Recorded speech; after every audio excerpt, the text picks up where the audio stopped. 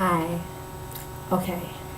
So, there are a lot of feminists and a lot of women in general who are involved in working on and organizing around the prevention of rape and domestic violence.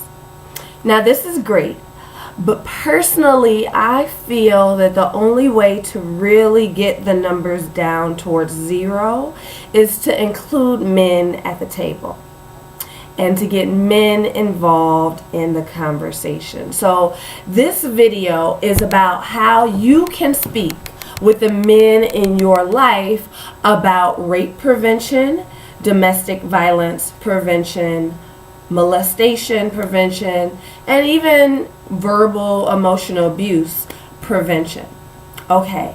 Now, I think the first step is to recognize that when we approach a man about such a touchy topic, we don't necessarily have to beat the man over the head with this. We don't have to mention it every single time we see him or every single day. Even having one honest, sincere conversation is enough to plant a seed that can make a change. Okay, now the first step, and perhaps the only really important step in having this conversation with a man, is your attitude and your approach. When you talk with a man about this, it is important not to come from a place of condemnation or judgment. This is not about the past. This conversation that we're talking about right now is not about how your father used to hit your mother. And it's not even about that uncle or the friend of the family who used to touch you when you were little. Those are other conversations and other spaces of healing. This conversation is about the future. This conversation is about how we can speak with men so men can speak with other men and boys about how to conduct themselves with women and men, girls and boys, about how to not force sex and how not to hit, and even how not to curse out and call out of names and emotionally tear people down. This conversation is about the future. So I was inspired because recently, within the last few months, I spoke with a friend of mine. Now, I am a Delta and he is a Nupe, and we're both Greek.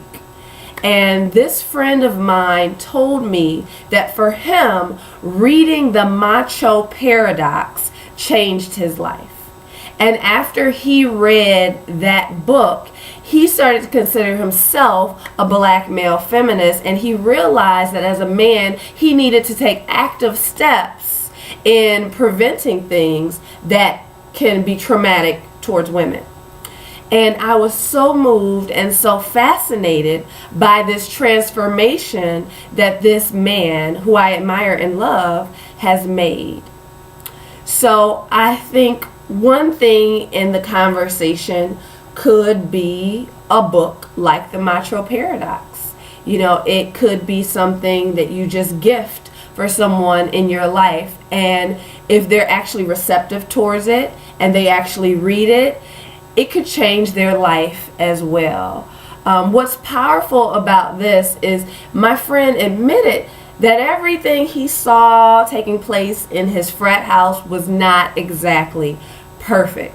But now he's in a space where he's willing to talk to his other frat brothers about the things that go down.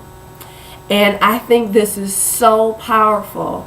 And this is something that as a black woman, I want to support.